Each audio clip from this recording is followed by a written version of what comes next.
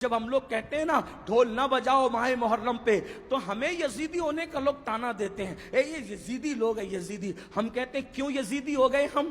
ہاں، ہمارا حال تو یہ ہے کہ ہمیں ناسبی اور خارجی اہل بیت کا ذکر سن کے ہمیں رافضی کہیں، اور آپ کو ڈھول کے لیے منع کریں تو آپ ہمیں یزیدی کہیں۔ بہت اچھی بات ہے، آپ کے اپنے معاملات ہیں، مگر یاد رکھنا اللہ کی عدالت میں تمہیں بھی منہ دکھانا ہے اور ہمیں بھی کھڑے ہونا ہے۔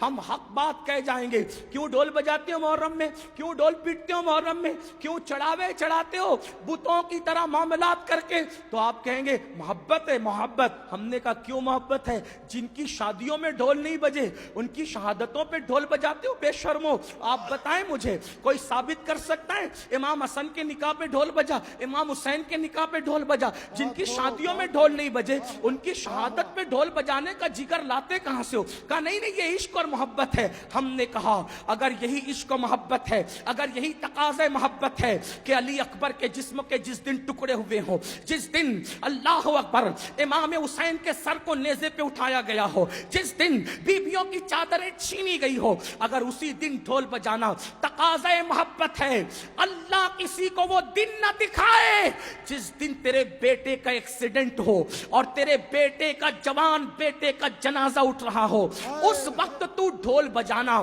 پھر سمجھیں گے کہ تقاضۂ محبت کسے کہتے ہیں۔ تیرے جوان بیٹے کے لاشے پر تجھے ڈھول بجانے کی ہمت نہیں ہوتی، اور ہم شبیہ پیمبر کے جگر کے ٹکڑے کیے گئے، اس دن تم ڈھول بجا کر محبت کی علامت قرار دیتے ہو؟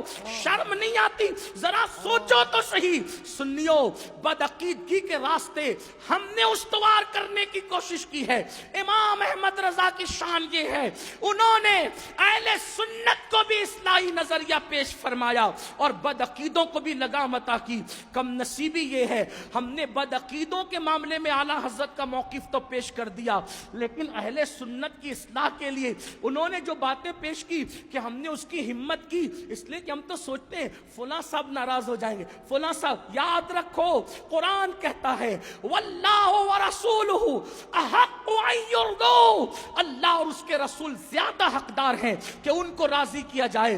لوگ رزاق نہیں ہیں، رزاق اللہ ہے۔ اس لیے سنیوں، میری قوم کے جوانوں، امام نے جو پیغام دیا ہے اس دونوں کو سینے سے لگاؤ۔